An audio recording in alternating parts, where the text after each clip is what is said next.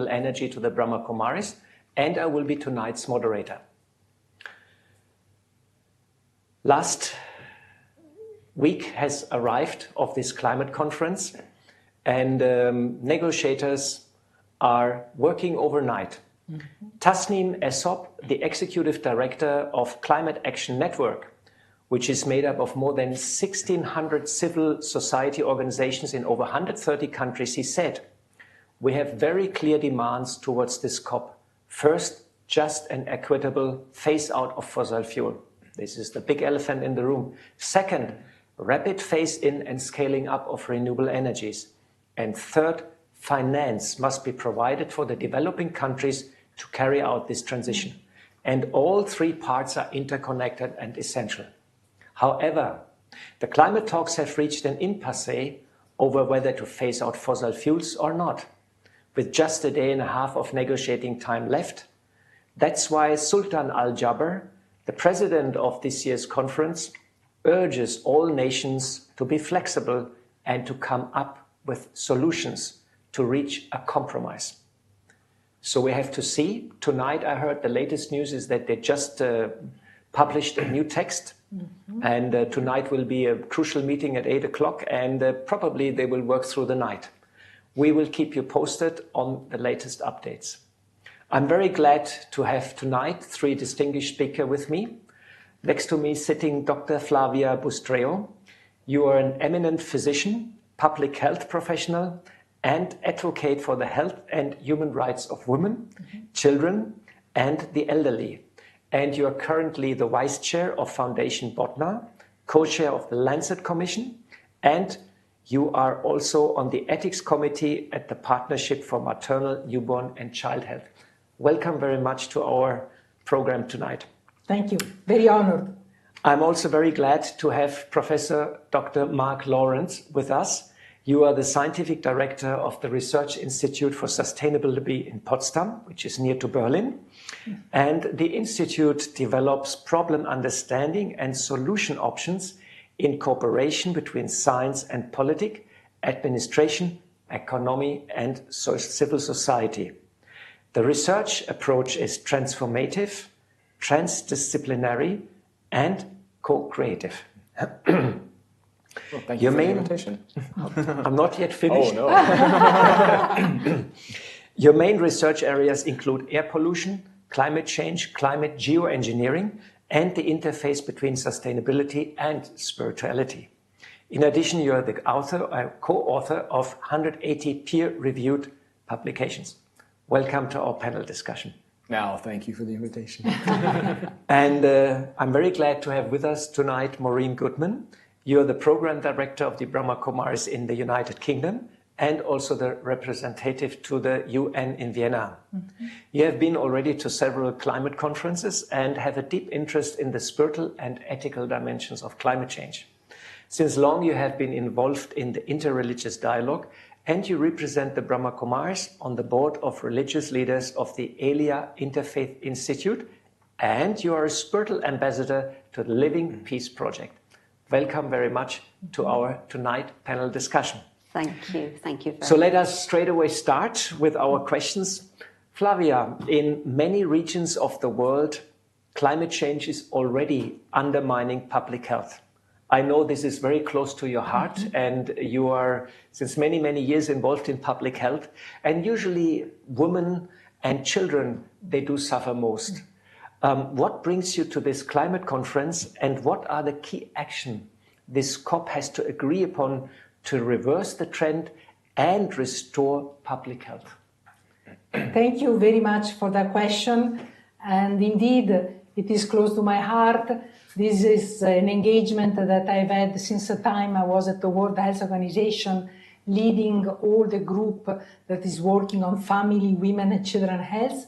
And we engage much before the Paris COP with the intent to show the impact of climate change on human health. We used to say climate change and human health are two faces of the same coin. And we did an intensive lobbying leading up to the Paris Agreement. And in fact, if you read the agreement, you will see that the right to health is acknowledged in the agreement and it's acknowledged in the text of the agreement. And that opened the door for the recognition of these linkages between this phenomenon. But this COP, we have seen an intensification of this recognition. For the first time, the COP presidency has acknowledged a health day. And during this COP28, we had the Director General of the World Health Organization, we had almost 50 ministers of health that participated to the high-level ministerial. And of course, as you said in your question, they recognize that women, children, and adolescents, their health pay a higher price. Why? The newborn, particularly the small children, because their physiology, they're breathing more rapidly, they are more sensitive to high temperature, so they are more exposed also to the increased infectious diseases that are caused by the increase in climate, in temperature, especially malaria, diarrheal diseases. So the small children have a particular susceptibility, but also women, especially during their reproductive years, and especially at the time of delivery. So we have data, for example, that the complication of delivery are far increased, both for the hot temperature, for the impact of flood, and also for the impact on the health system itself. So the question that you ask, what are the key action? The key action, one key action, the recognition of the problem has happened. The second key action that is not happening yet is that in the national determined contribution, which are the plans that countries have, they need to include responses that addresses health, particular health of women and children. And then the third action, which is even further down the line, which is we are very engaged in advocating for it, is financing. Because currently, for example, of the funds that go of the climate financing, only 5% goes to health. And there are opportunities, there are different instruments like the Green Climate Fund has opened a window. There are opportunities also linked to the new mechanism like the loss and damage. But these mechanisms are not gendered, so they do not really look at the necessity and needs of women. And most importantly yet, they haven't addressed health. Thanks very much for sharing so much information in this short moment. And what I remember recently, I read about the wet bulb temperature, that nowadays many countries, especially also here in this region, in summertime, they cross this wet bulb temperature where you actually cannot be in the open anymore in daytime because the body cannot transpire any longer and cool down. Isn't that sad? That we have reached that state. Wonderful that you shared with us also what action the COP has to take. This brings me to Mark. Mark, you're here also at the COP and you are promoting an approach which is transformative, transdisciplinary and co-creative. These are very special words and I had to look them up, what it actually really means. Can you explain a bit what's behind this idea? And second part of the question, it seems the nations of the world have yet not reached a common ground. What's going wrong at the COP in terms of communication, for example? It seems somebody's talking, the other person is not listening. And this conversation is also not transformative. What's your advice? What's going on? Well, the second part of the question is perhaps easier. They're not using enough transdisciplinary and co-creative processes. But what are those processes? Well, I wrote a 20-page review paper about those at the beginning of last year. And so it can take quite a while to explain the depths of it. But the basic idea behind transdisciplinarity is that scientists have typically claimed knowledge generation for themselves. In fact, in the German word for science, Wissenschaft, it means you're creating knowledge. So they claim the knowledge generation for themselves and often forget that there are forms of knowledge throughout society. There's religious and spiritual knowledge, there's political knowledge, there's indigenous knowledge, there's journalistic, investigative knowledge, and so on. And so what transdisciplinarity in our use of the term, in our interpretation of it does, is it brings together societal stakeholders in the research process. from the beginning when we define the problems that we're looking at, rather than the typical way of scientists saying, oh, there's something here that we read about in the newspapers or we find is interesting scientifically, and we'll do our research on this, and then at the end, we'll publish a policy brief and share it with the policymakers. But it brings them in at the beginning in defining the research topic, defining, understanding what needs to be done. It brings them in the process, throughout the process, in particular in terms of accessing these other forms of knowledge and trying to integrate these forms of knowledge together. And then finally, it disseminates the information that's been learned not only in a scientific publication and then one simplified version of a policy brief out of that, but rather thoroughly into the two communities. And that's a quick definition or description of what transdisciplinarity is about. And transdisciplinarity should not replace science. It should supplement scientific research. It adds on to it. It adds a framework to it that allows a closer interaction with the societal stakeholders that are involved in the problems, that are affected by the problems, and that can be involved in helping to develop solutions that have a much greater potential for actually leading to a more sustainable society. Co-creation is a sub-part of that, where it has to do with formats of close interaction between the various stakeholders. And the transformative part is that we work on research that helps to support the transformations, not just research about the transformations, but research for the transformations. That's why we also call our institute the Research Institute for Sustainability. It's not a sustainability research institute, but it's one for sustainability. And so hopefully bringing about this will be a step towards what needs to be solved at the COPs. But what really needs to be solved at the COPs, we can discuss for quite a while longer about that, because there are many problems that we have underlying that. Thanks very much for sharing. And I remember in old days, scientists were sort of universal scientists, which sort of looked at the whole picture. And now the trend was actually since 200-300 years that science has also fragmented and specialized and more specialized. It's like a tree with many, many branches. So basically you try to bring it together and you bring all stakeholders right from the beginning into the process of generating knowledge and making it, providing in such a way that it's transformative. That's a very nice approach. And I would say that the COP would definitely benefit if such kind of methodology would be applied more deeply. Thanks very much for sharing. Maureen, you're a well-known, accomplished spiritual leader, and I know you have great love for nature and also a deep feeling for justice. You have a very busy schedule, and it's not easy to bring you into the COP, and you carved out more than a week to be here with us. What's your personal motivation to come to the COP, and how is it related to your role as a spiritual guide? Thank you very much for having me and for the question. But I just wanted to comment as well that centuries ago, religion and science were together, actually. So that's even further. I do feel it's very important because this is an emergency and this is the biggest crisis of our time. So that motivates me to definitely to be here. And how it relates to, you know, the spiritual philosophy and so on. I think that the people of faith, the faith-based organizations, those involved in religion and spirituality, are at the COP to help the governments or the different stakeholders see a bigger picture. Because in the deliberations and in the decision-making, very often it's very short-term goals that are seen, and often it's greed and it's arrogance that tends to dominate, and there's very little space for wisdom.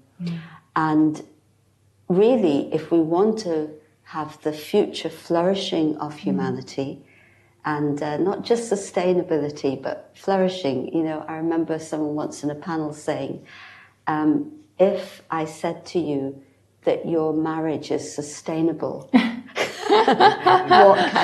what kind of marriage would it be? So we need to move to a state of flourishing. But hard decisions have to be made. And I was very interested to read the speech by the President of Colombia And he's saying that, okay, Colombia is a country that's dependent on oil and gas, but yet I'm saying we need to phase out fossil fuels. And he said, and people may say, why is the president committing economic suicide? But he said, it's not economic suicide. If we don't take these decisions, then it's, I think he used the term ethnocide, or actually the suicide of humanity. And so he said, what am I going to choose? Am I going to choose the economic goals, or am I going to choose life? And I have to choose life. And I was very inspired by that. And so I think this is the perspective. A spiritual perspective helps to see the bigger picture and the longer term consequences of the decisions that we make. It's very lovely what you said, that spirituality chooses the life. Isn't that nice, this connection? Thank you very much for sharing what brought you here. And this brings me to Flavia. The UNFCCC and the negotiations are dominated by men. And women carry lots of wisdom and have a more caring attitude towards creation. There's a famous pop song by James Brown, and it's a man's world. It's a bit strange song, but very interesting. Many know it. And the lyrics is quite revealing. He says, without woman, it would be nothing, nothing. Not one little thing, and man is lost in wilderness. And man is lost in bitterness. He will be lost without the women.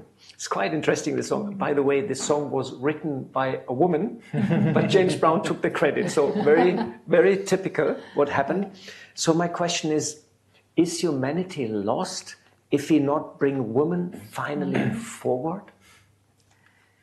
Well, I'm not sure whether humanity will be lost. That is a strong statement, but I can tell you, I refer to the lobbying we did for having the right to health in the Paris Agreement. That achievement was primarily by a strong group of women.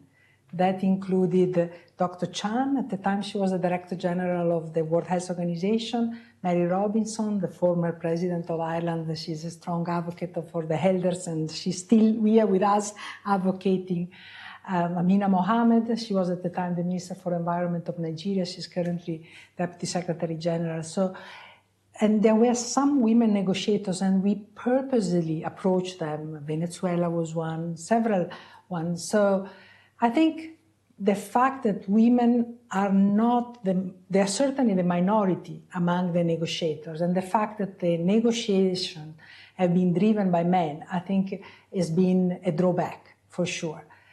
Then also one thing that I like to point out is that when you look at the financing and the financing instruments, at the way that these financing instruments are designed, they are not gendered. They don't look at the vulnerability the different populations have, and they don't look, for example, very rarely these instruments that are called social protection instruments that are adapted and are supporting of women for different shocks. Those could be like conditional cash transfer that support women. They can support women whether, for example, they are in the conflict.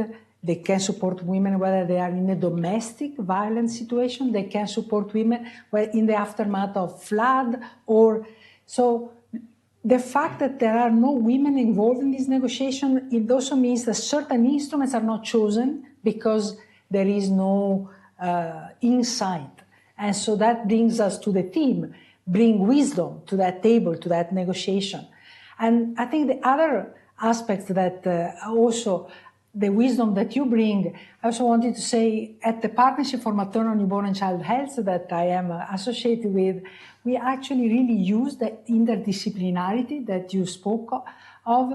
And our briefs, they're always designed, we have 10 constituencies, the government, the private sector, the academic, the young people, the NGO, the faith-based organization.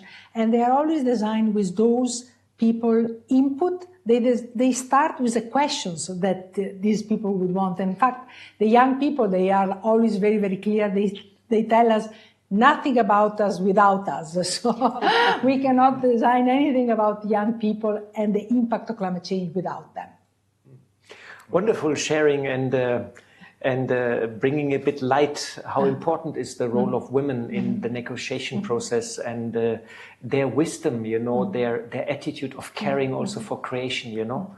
And let us hope the COP will bring these issues a bit forward and include women's perspective more, and in future also have more women negotiators, because once you have more women negotiators, the gender issue, of course, will be taken up more deeply. And there is one more point, if I may, which is since Paris, there has actually been a gender action plan that countries, the parties have agreed. However, in the words of the former executive secretary of UNFCCC, she said this week, during the Gender Day, she said that plan was not financed and is not implemented. So, you know, it's not just the words that people agree, but it's also the deeds. And this is where the commitments needs to come. Yeah, there is the gap between the words and the action always. But there is a good point I like to mention. The Brahma Kumaris, which is partly involved in organizing this studio, is administrated by women and especially by elder women. And we take a great care of their wisdom and we try to implement it in our day-to-day life. And that makes our institution actually quite unique in the world, you know. So let's hope this topic will come more to the forefront. Mark, I have a totally different question to you. I know your expertise is also in geoengineering. And there's a lot of talk going on at this COP on geoengineering. And I think here at the COP, there is a record number of companies and lobby people advertising their ideas to remove the carbon emissions by some magic machinery from the atmosphere, or they even propagate using artificial intelligence, do some programming, artificial intelligence will do the rest, or create indoor vertical farms to grow food, to escape to Mars and colonize it, and even solar-powered responsible yachts are being advertised. I've seen an advertisement for a big green solar-powered yacht. So all sorts of things are going on in that field, and they give the impression that one of the solutions might be technology. Now they promise to fix the climate, give a quick fix, and avoid the ecological breakdown. Is more high-tech the solution? Or would it not be smarter to avoid the emissions altogether and change the whole paradigm? What is your idea on geoengineering, and if it would not be easier to avoid the emissions? Boy, that's a big question. We only have 20 minutes left. But I'll try to bottle it in quickly. But first I want to, actually, when you say responsible yachts, that makes me puzzle over in the first place. I mean, what is a responsible yacht? Unless it's being used to maybe pick up drowning refugees, or if it's being used to help transport people and goods to places where it's needed and so on, if it's being used for parties and so on, there's always this boundary between how much luxury do we allow ourselves and where does it become irresponsible. And everybody for themselves will draw that line differently, and that's part of what makes this question so difficult. But the responsible yachts, I want to go back to two things that Flavia said very briefly. One of them is, I really appreciate your enthusiasm about the effectiveness of transdisciplinary work. And many people are working in a transdisciplinary fashion and don't tag it as that. We're trying to explicitly come to a better understanding of what kind of lessons do we have that can then be used to help make that even more effective. And second, humanity. And this goes to responsible yachts and humanity. I'm not sure that we can lose humanity because I'm not sure that we have humanity. In my viewpoint, we have humankind. We have a species that exists in this world, but humanity has the root word humane. And as long as we are repressing half of the world's population or more on all sorts of diversity criteria, but as long as women have been and are continuing to be repressed to such a degree in so many parts of the world, it's hard for me to actually call that humanity. So I think we have a lot to rescue. We have, and part of that, in order to make an environment in which we can then grow into a humanity, we need to, of course, protect the climate. And I think that technical solutions will be an important part to being able to protect the climate. Technical solutions of all forms, from the catalytic converters that we put on cars, to the more efficient refrigerators that we have, to the wonderful solar power projects that happen to be conducted by some people that I know in various places in the world. All of these forms of technology will be important. And I think also in the further future, technologies for removing carbon dioxide from the atmosphere will also be important. But in a paper that we published a few years ago, together with 10 other major scientists in Europe thinking through this, and it was based on a 200-page assessment, so we had done a lot of background research to this, we concluded that it is highly unlikely that any of the proposed technologies can be ready to actually take carbon dioxide out at a climate-relevant level, so more than 1% or 2% or 3% of our current emissions, before about 2050. Which means all the talk around net zero is actually talk around absolute zero for the next 20, 30, 40 years. If we want to get to what we consider net zero, we can't do that in the near future by assuming we'll have some kind of carbon dioxide removal. It's going to have to be by really phasing out fossil fuels and changing our agricultural practices and changing a few other things. And it's not only CO2, but there are other things that influence the climate, actually at present just as much as CO2. That methane and ozone and black carbon warm the climate as much as CO2. So there's a huge amount to be done. I don't think we'll get the climate issue under enough control that we can have a stable environmental basis for growing into humanity without applying carbon dioxide removal in the further future. And I think if we fool ourselves into thinking that we'll have it in the near future and use that as reasons to postpone the eventual phase out of fossil fuels, we also will end up in a space that will be very, very difficult for humankind and even more difficult for progressing to humanity.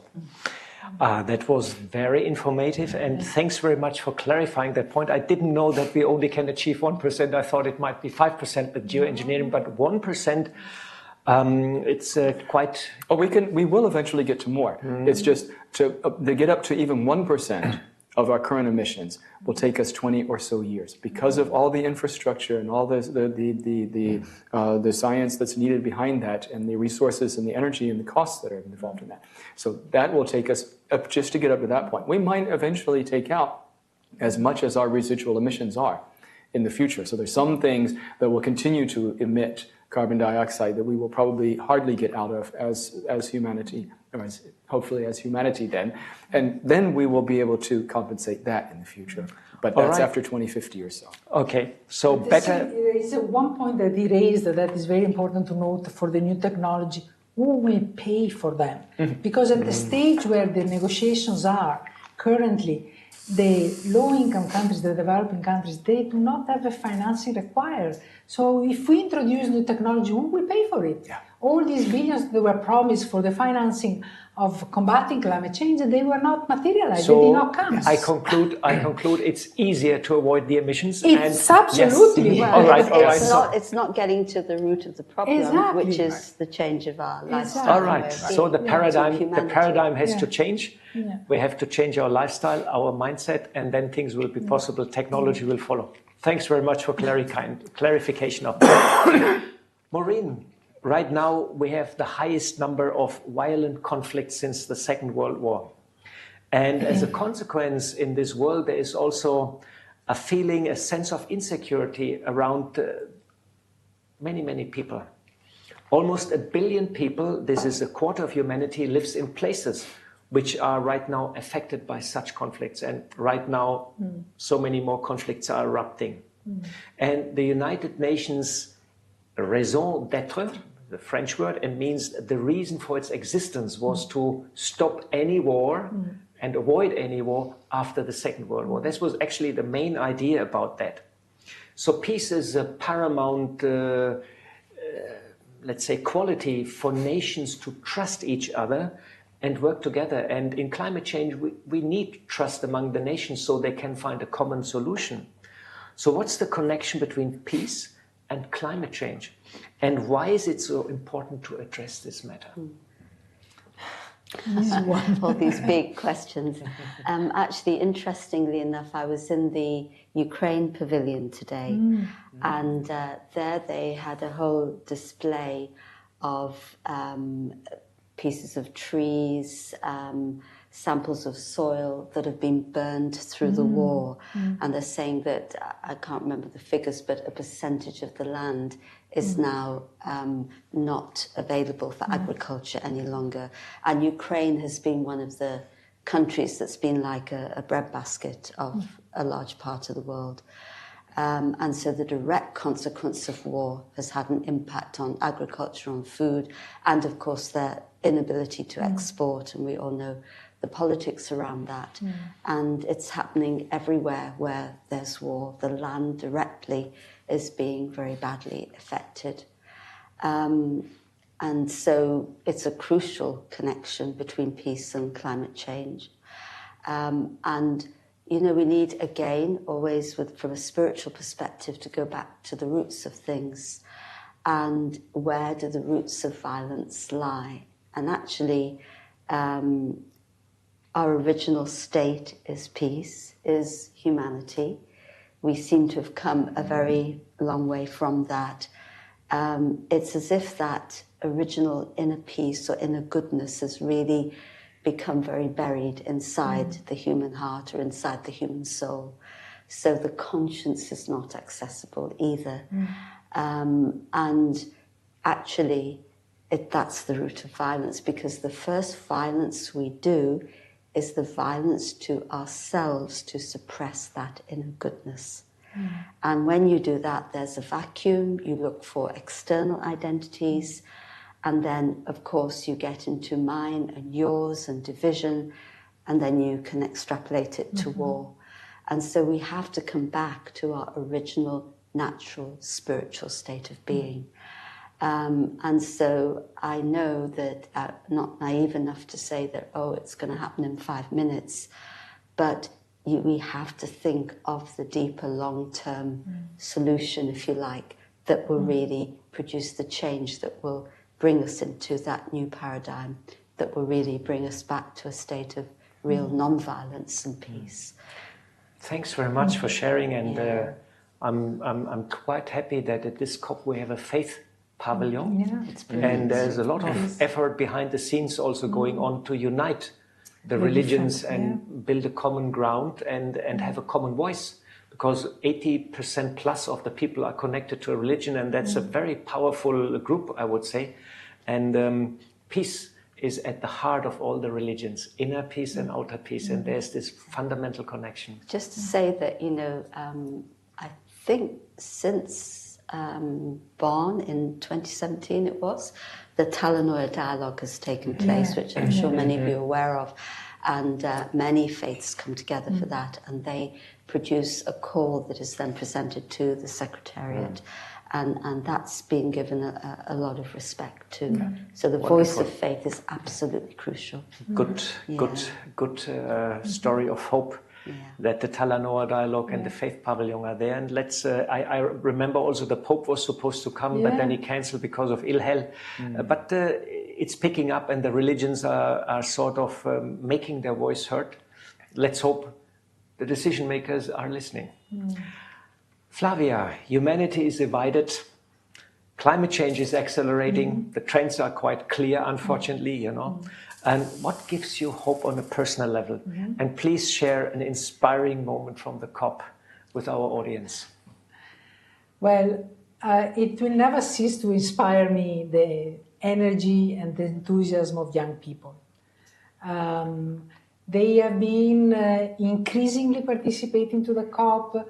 They have a mixture of the understanding, a clear understanding of the dynamics, as well as the frankness and the ability to, you know, speak truth to power that many other players in the COP do not have. And in particular, I am inspired. Last year, I met for the first time 2 young women. They were at the time the coordinator of what is called Yango. Is a group that encompasses all young people that want to participate to do the United Nations processes. And these 2 one Indian, Hita, and one Swiss, Marie Claire. Once they finished that, they created a youth negotiator academy, it's called. Okay.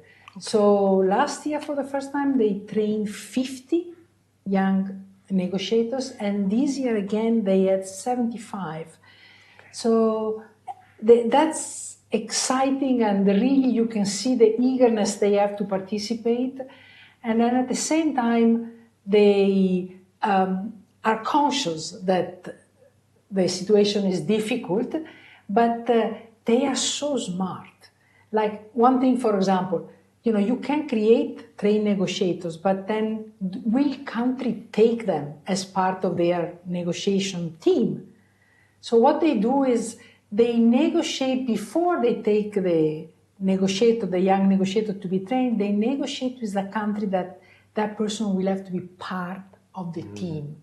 So this is the wisdom, wonderful. And these are below 25 years old, to these two young women. So it's growing, it's a program that is growing, and if you met with them, next year, I advise you invite some of them to this program, because you will be equally inspired. That's a great news that this gives you hope. And we have also a youth delegation from Brahma Kumaris, and a couple of days ago they all went to the mangroves here, and they planted some mangroves, and it was a good positive story of joy and happiness. Yeah.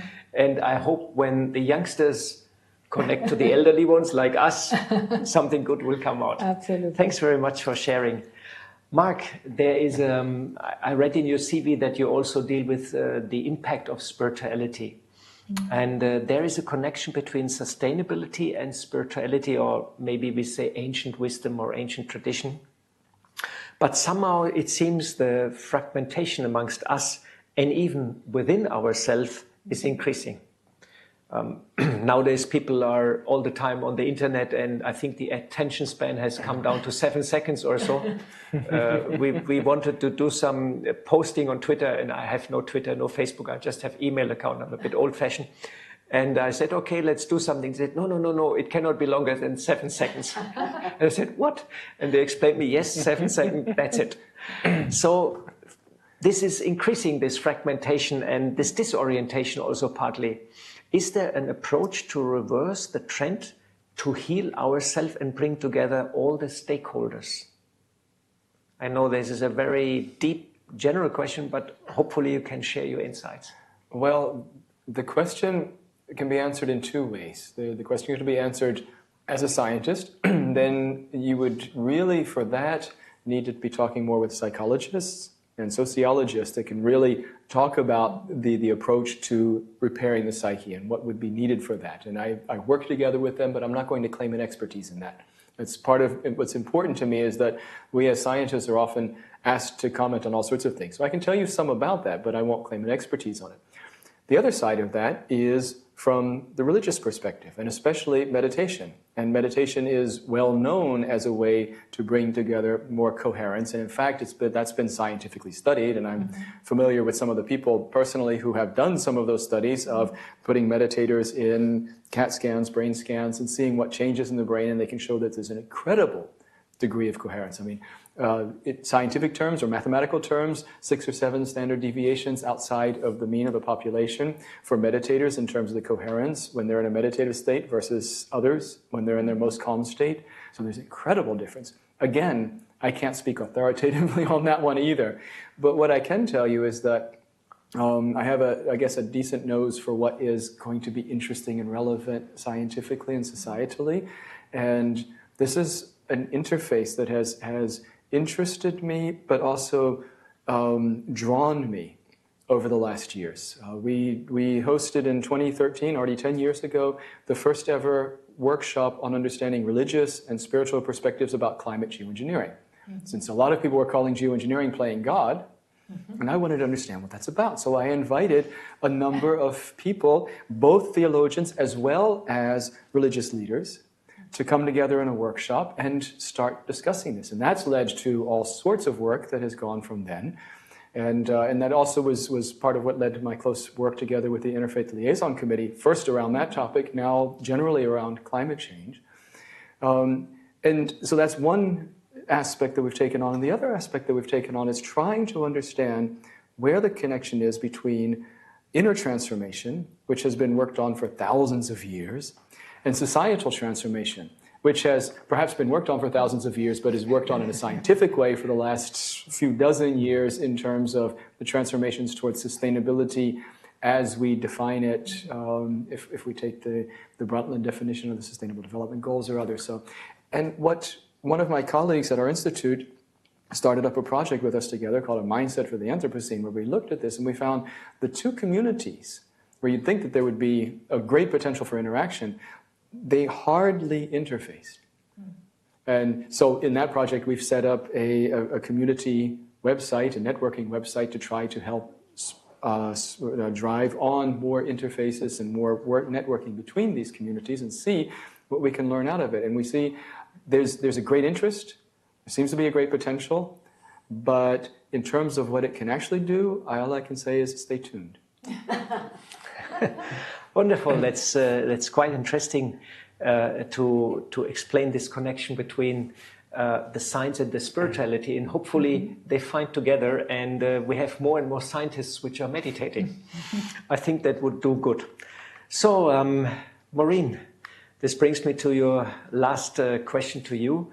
We often get the feeling that humanity is not up to the task of running spaceship Earth, and in a harmonious manner, let's say.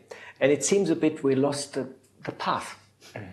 And one of the core understandings of the Brahma Kumaris, and that's quite interesting because it's a bit touching what you said, one of the core understanding of the Brahma Kumaris is that we are eternal souls or beings of light.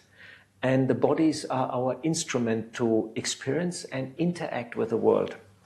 How does this lack of self-awareness from a spiritual viewpoint erodes our ethical foundations and is related to injustice, consumerism, and ultimately also one of the core reasons for climate change? You have big questions. This evening is as... It's a big question evening. Panel discussion. Yeah. Well, it's very fundamental. What is my identity? And so do I look at my identity in external terms, or do I look at it in spiritual, more internal terms? And as I said just previously, we are spiritual beings, our original nature is peace, and that's very much been forgotten. And when we look at our identity in external terms, then first of all we think about probably gender, then we think about our ethnicity, our social status, religious ideology. Bank account. Yes, also our bank account and our possessions, all things which give a kind of status in society. And that actually gives us a very false sense of self, because then that's something that we need to preserve. It's something that's insecure, because at any moment, my bank balance can go, even gender changes nowadays. So everything is insecure and uncertain. And so I need to come back again to that spiritual identity, because where we're in that external identity and we're hanging on to that external identity, that's where greed comes in and arrogance comes in, possessiveness comes in. And, there's just so much of those sorts of negative traits that are playing out in the world. And so cooperation, humanity, the sacredness of life, it all gets put to one side because I have to preserve this identity that I've created, and nobody should, jeopardize that. And so I become very rigid. And it's conditioning. We're brought up, from the moment you're born, you're conditioned in terms of all of these external identities. And so it's become the way of society. And then it's very hard, because of the prevailing way in which society is functioning, it's hard for people to hold on to that goodness and truth inside, because the influences are so huge. And that's why meditation, spiritual practice is absolutely crucial. And so this is really what we come back to. And all the consequences, including climate change, come from that false identity that we've assumed. It's very interesting how you explained the connection between the wrong awareness and then falling into the outer identity and then possessiveness, which is one of the core reasons, core reasons for climate change also, that we want to have more and more and more, and this brings the injustice in the world. Thanks very much for sharing that, and we're running a bit tight with time, but no problem, we can do that. But that brings us to our last question. Flavia, please share in one word your good wish or your blessing for the COP to be successful. One word would be persistence. Persistence. I Don't give up. believe that, and that's what the young people tell us, they are not ready to give up. And I think we, as humankind, should not give up. We have to face this climate change crisis, and we have to face it with truth and persistence. Persistence, wonderful. Mark, what is your blessing for the COP to become successful? Well, I'd like to say humanity, going back to the discussion before, but I think we have a long ways before we get to that. So, kindness. Kindness. How nice. Persistence, kindness. Maureen, what's your blessing? Well, I was going to say humanity, actually, because although we may be a long way, but that's the blessing that we come to that. So, humanity. So wonderful. We have persistence, humanity, and kindness. So this brings us slowly to the end of our panel discussion. Time is almost up, and I kindly request Maureen Ben to lead a meditation. Maybe you go a little bit along kindness and things which were mentioned, humanity, which were mentioned right now.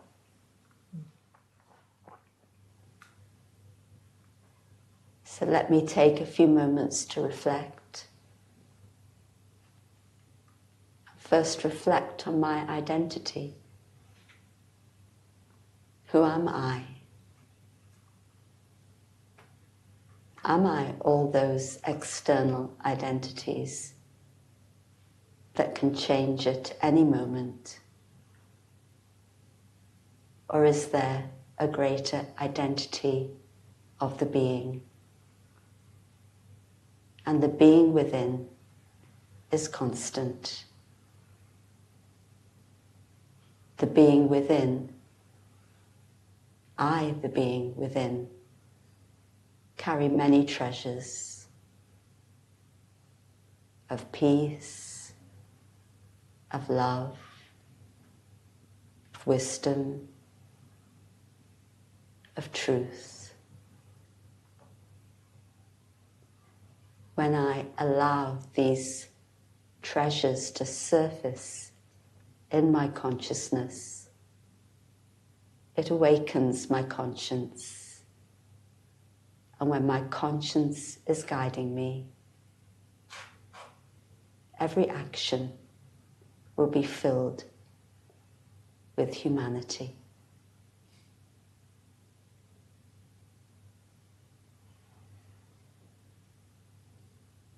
Thank you. Thanks very much, Maureen, to take us beyond. And I would like also to thank our speakers, Flavia, Mark, and Maureen. And I think you inspired our audience, you took care of our audience, and we shared wisdom also for our audience. And we got some good insight into science, into the gender issue, and into also how we see ourselves and how that affects our action and how that is all connected to climate change. And I think this is beneficial for everybody to get a bit more insight into these issues. So thanks very much for joining us tonight. And I'd like to mention also our patrons and sponsors, the Brahma Kumaris, the Kaltaru Tree Plantation Project, the Brahma Kumaris Environment Initiative, Yogis for Future, Radio Madhuban, and India Care. And special thanks to our host, the Raja Yoga Center in Dubai, and all the many volunteers behind the camera who make this studio actually possible. It's a lot of work, And behind the cameras, a couple of people sitting with technical gadgets, which I don't fully understand, but they're operating them nicely and they make things happen. Please do join us tomorrow at the same time for another interesting session of Care, Share and Inspire. Today was my last moderation. I'm a bit sad about that because I learned so much in these moderations also myself. And tomorrow will be our last panel discussion, which will be moderated by Sonja Olsen. So please do not miss out. For details, please visit our webpage www.echo.brahmakumaris.org. And last not least, thanks to you, our global audience, for staying with us all the time. And I hope this session gave a good inspiration. Goodbye and good night from Dubai.